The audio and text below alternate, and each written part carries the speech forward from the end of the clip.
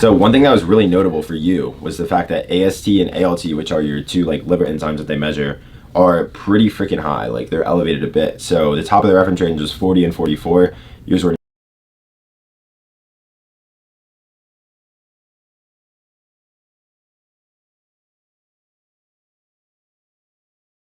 What's up guys, Derek, moreplates.com. Today we're going to be talking about Ryan Dengler. He is a 22-year-old from Ohio State University. He's 6'2" and 210 pounds. I don't know if that's 210 when he's stage ready or not, but this guy just competed at, I don't know what show this is, but he looks fucking sick. Oh, here we go, 204 pounds. Came in even tighter for the show at only 204, but still felt like I had good size on stage. Honestly, really happy with the way prep went overall. Extremely proud of the end result. Took first in my class in both shows and took the men's physique overall in the show. Now I'm qualified to compete in a national show until the end of 2022. So we have some decisions to make. Looking IFBB. Fucking double eyes, bro.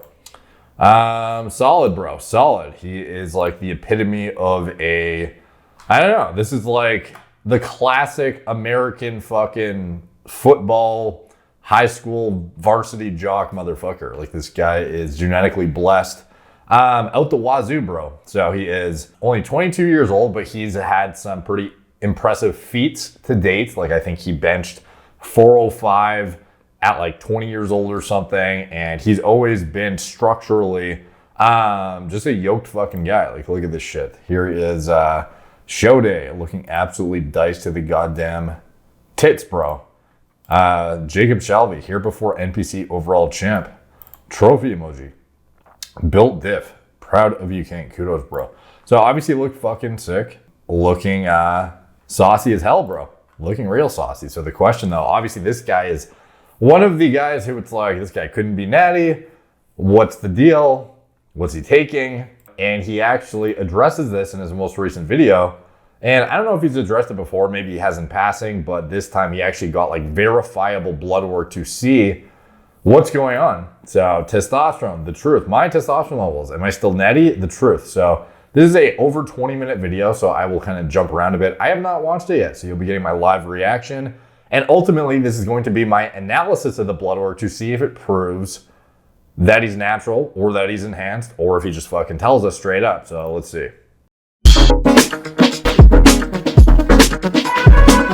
Things. One of the most important ones we're looking at is our test levels. What is it? Free test and free. We are getting some blood work done today and getting ourselves checked for a bunch of different things. One of the most important ones we're looking at is our test levels. What is it? Free test and free and total. Free and total test. So we're getting this stuff checked today. A couple other panels and stuff like that. So we're going to this place called LabCorp, right? Yeah, it's just like a general like diagnostic place. You can just like get any lab. Black ice, bro. So they have like Quest and LabCorp, like the two like big ones. Yeah. So we're gonna check this out. I've never got my blood work tested for something like this. I think I did like an allergy type test before years ago. So this will be really interesting to see where we're all at, see if we are still natty, see if see how the test levels and everything look going into like 2000. They're like, oh my god. Oh yeah, you're past the reference. You're definitely not natural. Man. Yeah, it's like 2000. Like, but we are 1 week out. Just had my 1 week out check-in this morning, so we have to wait for Alex to. I think he's gonna call me today. So this guy is 1 week out of a show. So if you've seen my videos on the effect dieting has on gonadotropin output, testosterone production, thyroid output, you've probably seen the significant suppression of all fertility metrics, essentially. Like anything metabolic, endocrine related will be downregulated severely when you're dieting aggressively for a show because your body essentially thinks it's starving to death. So it goes into extreme conservation mode, tries to utilize and expend as little energy as possible, tries to basically goes into hibernation, like don't procreate. This is a horrible time to go try and fuck chicks mode, essentially. So he's going to be presumably either, like you'll be able to tell if he's suppressed by gear or suppressed by something else. So at this point, at least a week out, we'll see, you know, kind of what's going on. It's not going to be indicative of lifetime necessarily. And this is where, if you want to see like how to prove, actually, we'll just see what he fucking gets and then I'll explain. Because maybe he gets, you know, a fairly elaborate panel. Let's see. The whole check-in info, the protocol for peak week, because it's officially we're going into peak week right now, but it's interesting. It's going to be interesting to see where we're at testosterone wise, everything 1 week out from competition, see if test is absolutely obliterated or if we're, still doing all right, which I feel pretty good today. I don't know how long it takes to get results, Dude, sometimes it's really fast, like literally 10 hours. Really? Okay. Depends what kind of assay you're using to check your stuff, and as well as how obscure the biomarkers are you're checking. Like if you're checking a DHT, for example, it's not as, it depends on what country you're in too, for how quick you'll get this shit turned around. Because sometimes, like for example, in Canada, just to check your DHT, you need to ship it on fucking ice to the States to get analyzed at Quest. Because Canada is incapable of fucking doing it, apparently. All right, Jacob, you're first. First up, Jacob. Is it just 1 or 2? I think it's 3. So I got a little bit to do. Well, I need some food after this one. Ryan, the nurse is gonna be like, you have such good veins. Dude, I don't know. It's so cold right now. Yeah, it's really good. That's the classic line for guys who work out. Like, try and donate blood or go get your fucking blood drawn for analysis and not have them be like, ooh, you're making my job easy today. Oh, you have such nice veins. Like, I guess they're just trying to make conversation. It's just funny how that's like every time, bro. You like a can? No, it's like I'm not uncomfortable with it. I just look away. I don't like to see that. I come on, I look away when I'm sick. I love Stan. I love Stan. Give me a second. I'm up next. Oh. Right, you probably need this, right? You hold your hand over there? I'm gonna use a baby needle on you too. Put along because nothing was coming out. And just today, or Jacob got his like the night of. Oh, okay. So I guess we'll get results pretty soon, and that'll be really interesting to see actually. So natural or not, Greg, you set. Feel free to make another natty or not video. I'm just kidding. Greg still believes me, so. He comes in with like a. Why is my shit the lowest? I don't think it was supposed to be, man. We were gonna have you sitting on this thing back here. So we're gonna go over our lab results from our blood work. So it's funny, we got tested when I was 1 week out from the first competition, and now I'm 2 days out from my next competition. I'm going out to Florida today, actually, to compete on Saturday. It's Thursday. So I may even be more depleted at this point, honestly, because I may or may not. I might be wrong. If this guy ends up being natural, he's gonna make a lot of people watching pissed off. Similar. But that was, like I said, taken 1 week before my first competition, and then I kind of like got into more of a deficit after the competition. So we're all over the place, but we have Kyle, we have Jacob over here. Jacob's gonna help us out today because we don't know what some of these specific blood I'm panels semi-informed. I'm not like super informed. And Jacob is the most informed out of the three of us, to be honest. So, yeah. It's because Jacob watches more plates, more dates. So if we're gonna ask him like what this test level means, or what our total test means, or our free test, he's gonna be the guy to kind of point us in the right direction. Okay, so basically we didn't do like some sort of like comprehensive like predetermined panel. We just went in and a la carte chose like the stuff we wanted to have tested. So what we got tested was Quick side note to bring you today's sponsor. This is Seed Symbiotic, and we thank them for sponsoring the video today. It is a pre and probiotic 2-in-1 capsule that mainly is known for its gut health support, gut microbiome, reinforcement, but it has an array of other health benefits that come as a kind of fringe benefit associated with the interactions of the gut-brain axis. That is a fairly unexplored and uneducated area of research. Like, not a lot of people have explored this thoroughly. Not many people have dove deep into the research and parsed out what kind of strains are even worth looking at. And to be honest, this is not my area of expertise whatsoever. So for me, I had bought an array of probiotics over the years. And to be honest, like, I didn't really know if they were useful or not, because a lot of them did not have reinforcement in the scientific literature whatsoever. They seem to just be randomly handpicked, like literally a hat, throw a bunch of names of like weird shit in a hat, and then pick a handful out. Like that was the blend, dude, of made by fill in the blank company. Like that was essentially how a lot of these probiotic products were created. But Seed, on the other hand, though, actually handpicks their strains. It's not just, a random smorgasbord of things. It is indeed, is it smorgasbord or smorgasbord? I don't know. But Seed has dug into the literature, obscure literature at that, to find strains that have efficacy in an actual human application context, like practical application in our lives, as opposed to an aging rodent or something, or like a cell-based assay or something. So to me, I'm like, okay, finally, a company that actually like cares about like real fucking science here and is putting out like a literature supported product. So I personally heard about them a few years ago on Ben Greenfield's podcast. The founder of Seed, I guess, was doing his rounds kind of to bring forth the, information and kind of, marketing points behind the brand and like why it's supported to begin with, like why it's useful, what sets them apart from other companies. So I listened to them talk for like 2 hours or something. And by the end of it, I was convinced. I was like, okay, let me, pick up some stuff. So went to the website. And the reason I liked it too is because it's the all-in-one. It's the pre and probiotic. You don't have to go buy like, do you want this strain? Do you want this strain? It has like an array of different things. It's just like all-in-one, all-encompassing. This supports gut health. So I was like, okay, I'm going to pick it up because frankly, at the time I was quite all over the map trying to figure out what to do. I was literally like making my own yogurts. I was doing weird stuff in the kitchen, bro. So went to the site, was quite disappointed to see that they don't ship to Canada. I was like, damn.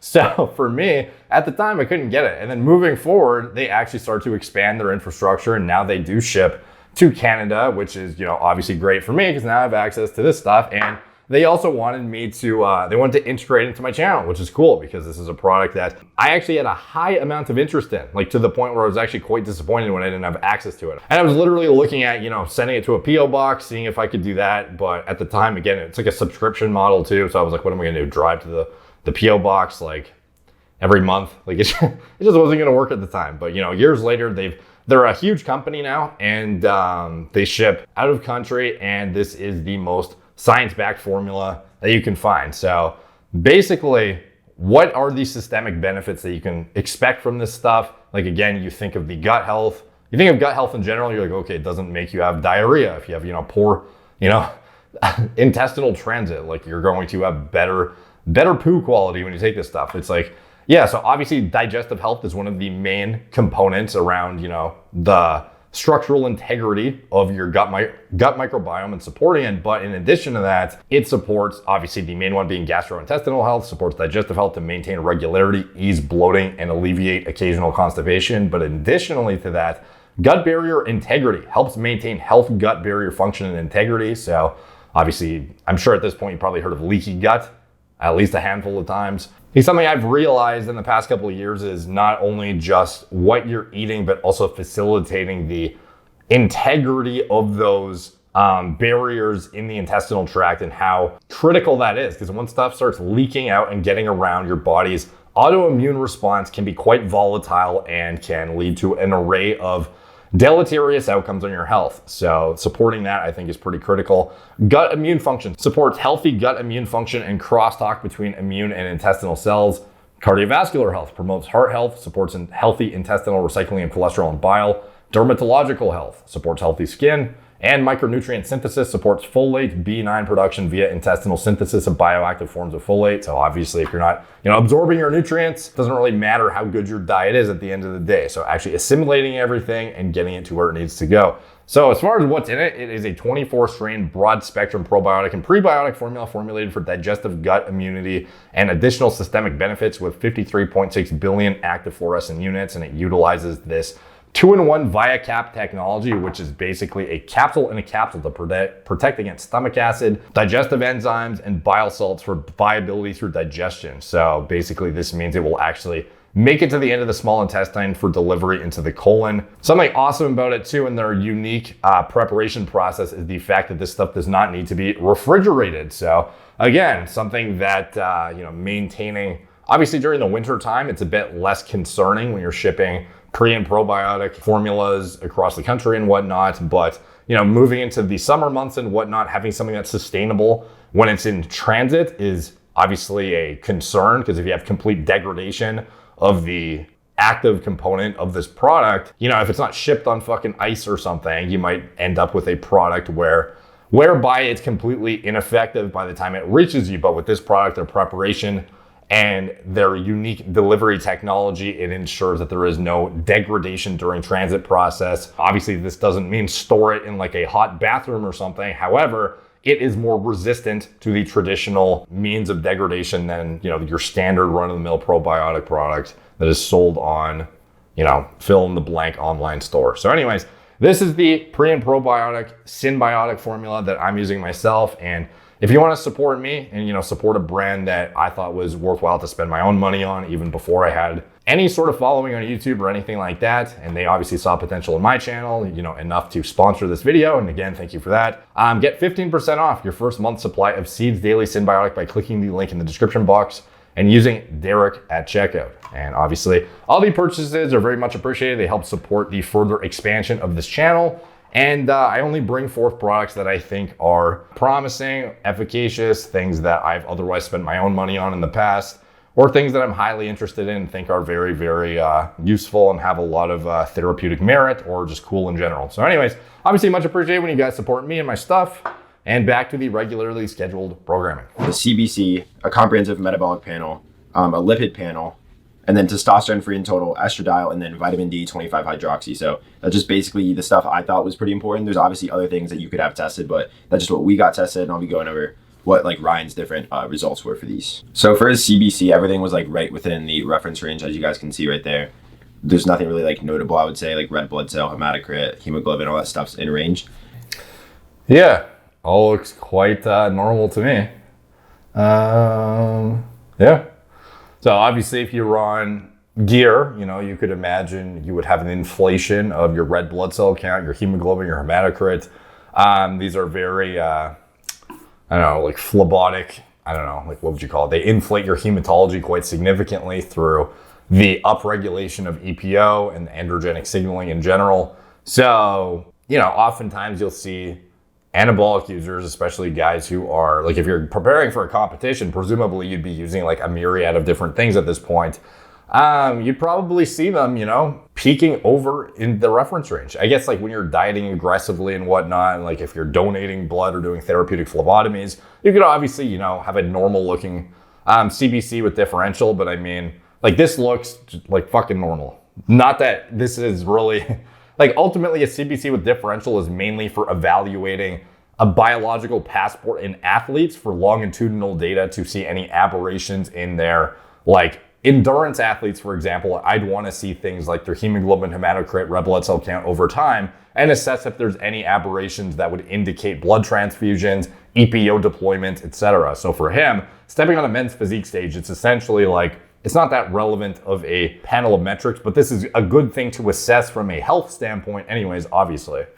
Then we come down here to the comprehensive metabolic panel, and you see that the blood urea nitrogen and creatinine is elevated for both of this, but this is honestly kind of common in people that lift a lot of weight and people who have a lot of like muscle protein breakdown. Like if you're lifting a lot of weight, like training hard, intensely, consistently, those like things are usually elevated. So it's gonna be elevated for probably all of us. Yeah. And so this is why you don't lift for multiple days before you do a blood draw, because otherwise it's going to be artificially inflated to a point where it might look like you're in fucking kidney failure as a 22-year-old. And the, you know, your doctor's gonna freak the fuck out and be like, why is your creatinine calculated EGFR like that of a goddamn 70-year-old? So it's not, I mean, yeah, me and Kyle were like towards the top of the reference range. Yeah. But And I'm yours, above the reference yours was actually above, yeah.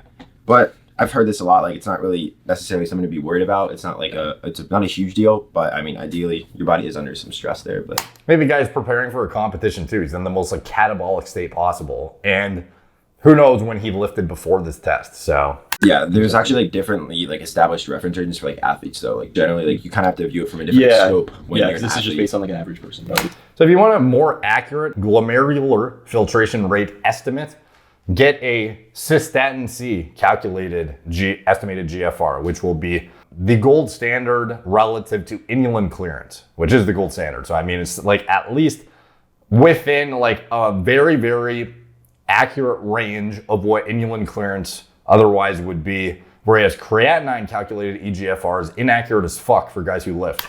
Yeah, it's like if your average person had a blood urea. Like I know people who've literally looked like they were in kidney failure, got the cystatin C done, and it's like they've been totally fine and they were freaking out for no reason. Nitrogen 27, they'd probably be like, oh shit, the top of the reference range is 20, but Yeah. for you it's okay. So one thing that was really notable for you was the fact that AST and ALT, which are your two like liver enzymes that they measure, are pretty freaking high. Like they're elevated a bit. So the top of the reference range was 40 and 44. Yours were 94 and 109, which is like, it's pretty up there. Like people who have like liver failure and stuff, their stuff will be like in the thousands, which is like actually like very, very concerning. Yeah. But yours is like Double the reference range. yeah, it's double the reference range, so it's above. So basically, I don't know, your liver's under stress in some capacity. Yeah. So it's something to like look at, get checked out, but it's not like an immediate concern because your liver is like a regenerative organ. So I mean, yeah, so enzymes can be elevated in response to muscle breakdown too.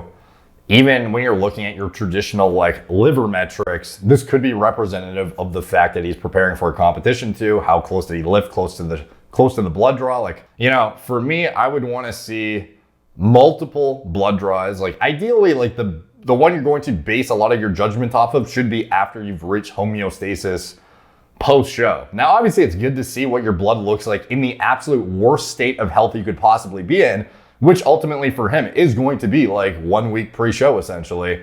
Like, who knows? Is he fucking depleting? Like, some guys will actually deplete water for like a full week prior. Like, you can imagine that's going to put extra burden on organ systems and otherwise cause a, you know, varying skewing of your fucking metrics in certain aspects that otherwise wouldn't be there. So once you've reached, you know, a healthy, what your normal body weight is with body fat percentage, and you're not, you know, killing yourself with excessive amounts of cardio, and you're not stressed out with your fucking glucocorticoids going through the roof, well, like that is when a blood test would be more representative of your baseline health status. So for him, you know, having a few things off when you're 1 week out, like I'm not entirely surprised. And obviously the context there too would be like, how close to the blood draw did you like stop training?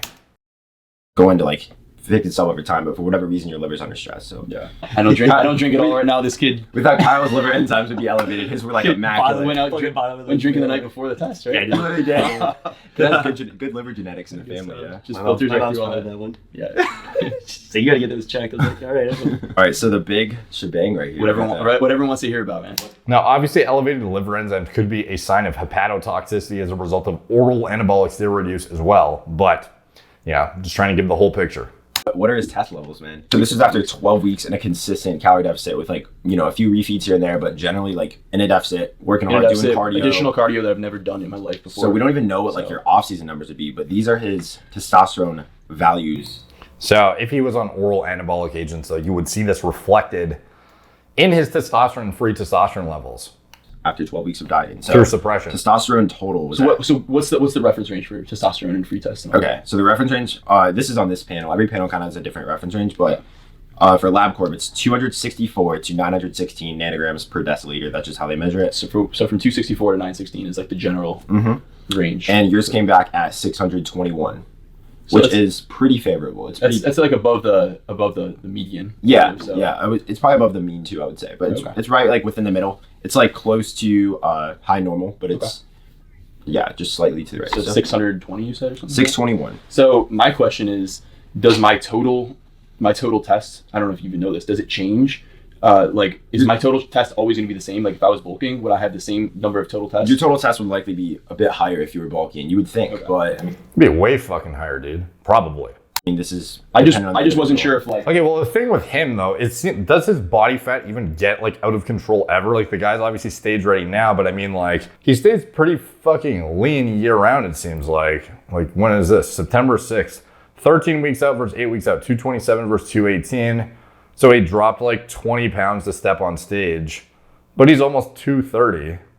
And let's see, only 2.5 weeks. Hey, he always has visible abs. He's always in relatively good shape, dude. Like these are, let's see, July 5th. And training hasn't been absolutely on point lately because of traveling. So this is not on, this is like, the shittiest it's gonna get, bro. And he's that lean. So for me, this almost seems like a guy who doesn't need to, like he definitely is like within striking distance of like competing far more than the average competitor year round. So maybe he doesn't have to burden his body with as much stress because he's simply closer to being ready like at all times. So for him, maybe he doesn't experience as much suppression as the next guy, which is like surprising to see a 600 plus in a, you know, if you're natural, seeing that high of a test level is odd in general. However, I would have liked to see his gonadotropin output because ultimately if you were using exogenous anabolics, your LH and FSH, you know, you'd see it reflected in that if you had any negative feedback or not to the HPTA that is causing you to be shut down. But for him, he does not appear to have negative feedback, or he's using exogenous testosterone because he has a 621 test. However, and again, like they don't have all the metrics you need to kind of like bulletproof him during this time, but I can give you some like reasonable extrapolations from this that would indicate, because again, you see this free test being crashed. So that definitely tells me something pretty blatant about if he's natural or not, which I can at least speculate. So let's see what their conclusion is, and then I'll kind of circle back to it. Yeah, just slightly to the right. So 620, you said? A 621 total after 12 weeks of dieting was the free test actually came back. The reference range for a free test, they use like a different parameter. It's picograms per milliliter, but the reference range is 9.3 to 26.5. Ryan's free testosterone level, which is really kind of what matters more to like, you know, symptomatic like problems. Like it's like how much you have available to you. Yeah, available for like skeletal tissue, for like libido, sex drive, like all those sorts of things. Right.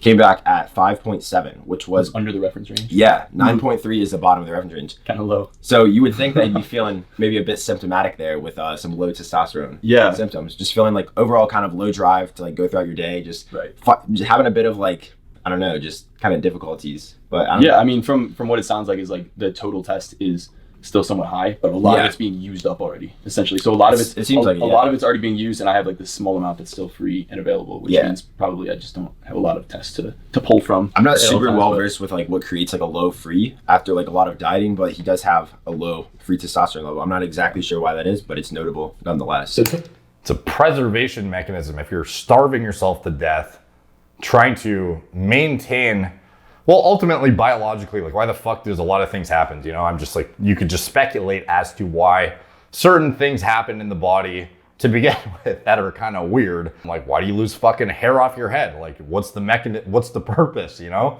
Like, why would a guy benefit from losing his fucking hair by being like andro as fuck? It's just like, doesn't make sense. There's a lot of things in the human body that just like don't make sense. But we can speculate, and with the binding protein production, think of any time you enter a state of starvation, your body's immediate reaction is, I'm dying. We've got to like conserve energy. Like, this is not the time to go procreate and go, you know, like expand the bloodline. It is time to like just fucking conserve what you have, because there are scarce resources. You do not have food. You are fucking dying right now. So let's minimize the burden on our body's energy demands and just calm the fuck down and shut down everything as much as possible. Libido, get the fuck down. Metabolic processes, slow down. Thyroid output, slow down. Hormonal output, slow down. Everything shut down. And we don't even have the necessary substrate to produce it because we're micro and macronutrient deficient. So again, when you have binding protein production going through the fucking roof, you can imagine it's going to coincide with, well, first of all, like ultimately it's the deprivation of nutrients and the excessive cardio that is going to be shooting his SHBG through the roof, which is ultimately why he has a disproportionately low free testosterone. His SHBG is probably in female territory right now. Total test is still fairly high, which is I think good. Yeah. But free test. I mean, ideally you want both of these values as high as you can. Right. I mean, some things are to be expected 1 week out from a show or whatever, right? Or at this point, 2 days out from a show. So it's like, total test still. You don't necessarily want them like as high as you can get them. Like on paper, it's nice to be like a high T male. But I mean, like ultimately, if you, let's just say you had a 600 total, you wouldn't want your free T at the high end of the reference range, because that would be reflective of a crashed SHBG, which would mean perhaps you're insulin resistant or you're like metabolically fucking dysfunctional. Like you want to have balanced hormone profile with adequate amounts of binding protein production that is regulating homeostasis relative to your hormonal output. So with this 621, like you would want to see 2 to 3% as free test to indicate like a relatively normal, healthy looking binding protein production through SHBG. And you know, like some guys on TRT, they can't even handle a dose that puts them at the top of the reference range. They get anxious, they get the heightened sympathetic drive and energetic signaling is too much for them to handle. They end up getting shitty sleep. They end up anxious as fuck. They end up, you know, a little bit moody and irritable. Having a higher test isn't always good, and it doesn't always correlate to like a shit ton more muscle necessarily. A pretty high free test is kind of below the reference range. It's like lower than you would normally want. So yeah, like if you were someone that came in with very symptomatic issues, like hey, like let's pretend you weren't dieting, all those things aside. If you came into like a TRT clinic and you were like, hey, like I feel like shit, I know I have a normal test level, but here's my free test. And like like, hook me up wow. with some TRT or something. Yeah, you could literally probably get on TRT with like a low free, unless they try to like. Yeah, that's what's fucked up is a lot of clinics would probably be like, Well, you have a really high SHBG, so maybe we just like throw you on Anavar and fucking test. like, no, bro. Like, you need high quality medical oversight and a doctor who will actually explain to you what I just said. So then you know, oh, I'm not actually hypogonadal. I actually have a high SHBG because I'm preparing for a show and I've been depriving the shit out of myself and doing a ton of cardio. I'm actually fine probably. Let's get more food and less cardio into my system and see what happens to my blood work after that. That's what a responsible doctor would do. But a lot of clinics would be like, You know what? Let's manually crush your SHBG with Anavar. Let's use Proviron. Let's use fucking Danazol. Let's use this. Let's use that. Let's put you on 300 mgs a test. That'll crush your SHBG and get your free T to where it should be. fuck. All you gotta do is just diet down for 12 weeks and get some TRT. There's a lot of jokes. I see a lot of jokes like that on TikTok. Like, hey, like, little does my doctor know, I just sleep deprived for 2 weeks. Just, like, showed up at the low results. By the way, good doctors can, just like I do these videos, and this is me, like I'm not a medical director or a, MD or anything. Obviously, just because you're an MD doesn't mean you fucking know anything to do with hormones anyways. That's what I say in my videos all the time. And I've been extremely frustrated with the quality of medical care when it comes to hormone management in the industry. There are very good guys and girls for sure, but unfortunately they're harder to come by than you would hope. But ultimately, if you know what you're talking about, you can see a blood panel and tell if a guy's abused the fuck out of themselves in order to try and qualify for a TRT script. So don't do that. Don't go on fucking, don't do this. Like if you showed up to fucking Merrick Health with a fucking 5 free T and a normal T, and we saw your gonadotropins, like it wouldn't be hard to figure out what's going on here. And we would help you recover with natural means, natural interventions. And if you actually had a problem and you had insufficient gonadotropins in the presence of adequate nutrient intake, in the presence of adequate sunlight exposure, adequate sleep, etc., that's where you start to go down the pharmacologic route and look at actual interventions if it makes sense. But anyway. Would you say though that like, say I was unnatural, would my free test be higher? Would my total test be higher than 2? Yeah, so with people who take exogenous hormones, generally the free test is very high because exogenous administration of testosterone crushes SHBG, which is sex hormone binding globulin. So generally a low Fuck, bro, I don't even have to talk. Generally a low free testosterone level is not indicative of administering exogenous testosterone. So it's looking like Ryan's testosterone is pretty endogenous there. It looks like his balls are pumping out some tests. So we're pumping. Yeah, we're pumping out some 621 nanograms there. All right, test levels, bud. Yeah, so when you see this like ridiculously high binding protein production, that is very representative, in my opinion, of a natural. Like to me, the fact that you have a simultaneous high, like normal-ish T. Now, again, this is kind of like odd to have this good of a total T a week out of a show, but this guy's a fucking freak, obviously. But when you see this free T at 5.7, like so disproportionately low that you are like equivalent to a 80-year-old man, like that's a huge red flag, but it's consistent with what he's doing with his lifestyle. If he was unnatural, I can almost guarantee this would be, if he was administering exogenously an amount of T that would get him to 621, I would be surprised if his free T was not like at least in the double digits, like the low double digits or something, Like, yeah, it's not going to prevent, your SHBG is still going to exist. It's not like it crushes into the ground with TRT amounts, especially if you're dieting into the ground, doing things in your lifestyle, like excessive cardio,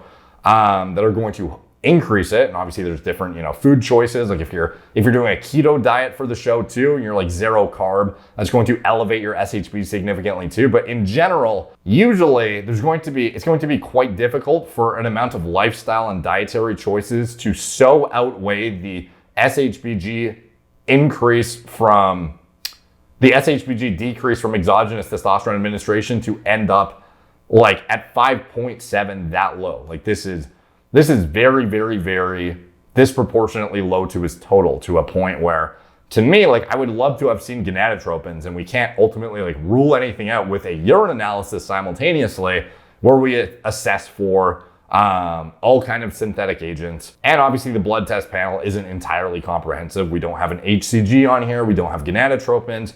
We don't have IGF-1 to assess if there is growth hormone deployment. But ultimately, like, how useful are some of those things anyways? You know, is he going to be using a designer drug that somehow keeps his total T at 621? But then his free test is 5.7. To me, I would speculate at this moment in time, he's probably natural. And to me, the likelihood that you would be natural going into a show, you know, and then not natural at other times, you know, like, I would imagine if there was a time for him to use shit, it would be now, because this is like the most catabolic state you're in, where you're going to be deprived of macro and micronutrients to hold your tissue.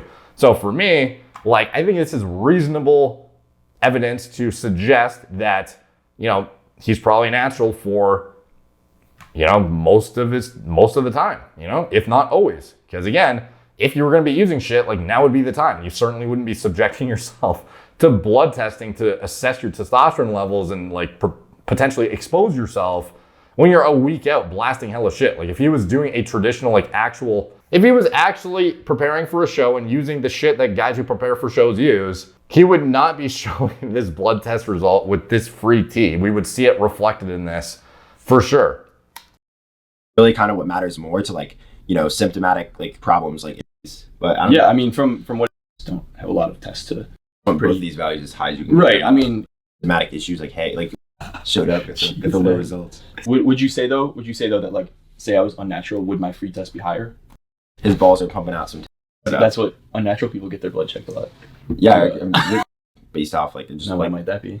My testosterone levels. Slightly unnatural, or? Oh, dude, yeah. Well, you gotta check twice, right? You got yeah. there. I get my testosterone checked like every month, just like based off like just now, like. Why might that be? Huh? Why might that be? Gotta get your blood work done for. Yeah, I just like to know where my blood's at every month, so yeah, I just get it done. Because that's what unnatural people get their blood checked a lot. Yeah, they like to be health conscious, man. So I do like to get my blood checked as often as possible, just because I don't know, I watch a lot of Derek stuff, and he's just very on that, like Leo, all this guy. So yeah. If you're natural and you're like 20 or 21, like, I don't think you need to be doing it monthly, bro. But this is obviously being proactive, and, you know, the preventative medicine approach is definitely very, very, very not, I don't know, what's the word? Not enough people do it.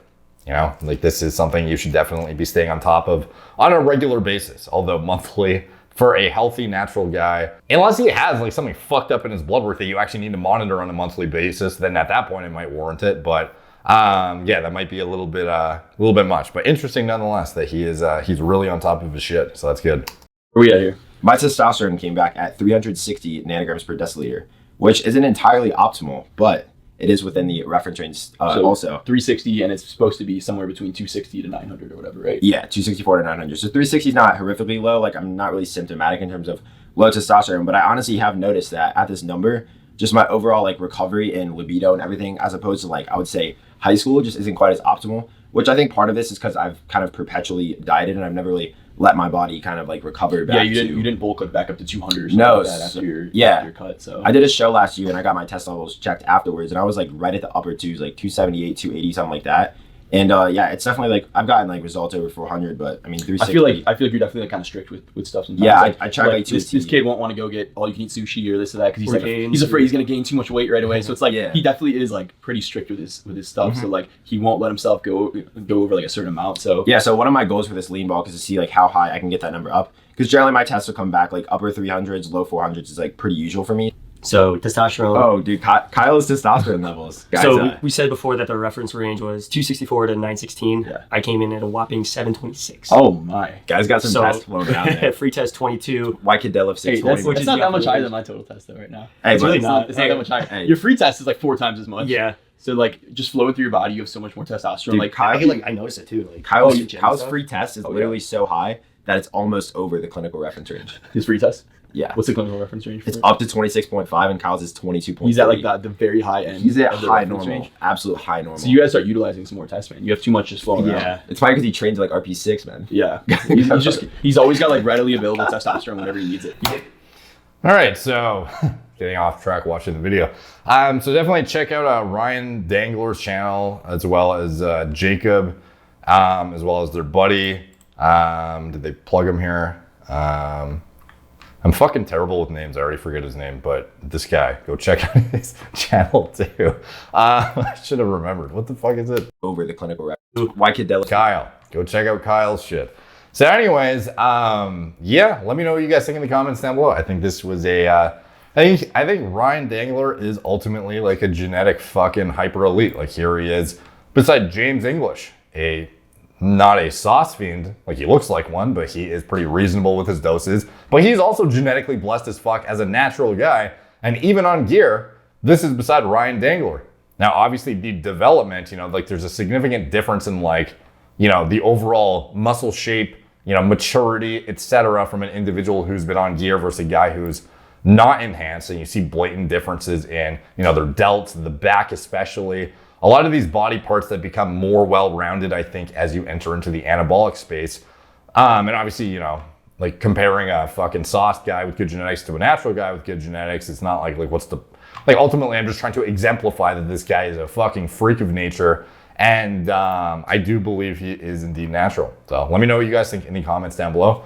All the comments help the algorithm. They're much appreciated. Like, subscribe, check out my blog, moreplatemordates.com. Follow me on Instagram at More Plates More Dates, Facebook, Snapchat, Twitter, TikTok, Apple Podcasts. If you want to support the channel, you can check out anything I'm associated with in the video description below. My TRT clinic, it's all telemedicine from the comfort of your own home. Get high quality oversight from doctors who understand this kind of stuff thoroughly and can actually even know what kind of diagnostics you should be getting, what kind of biomarkers to get and how to interpret them.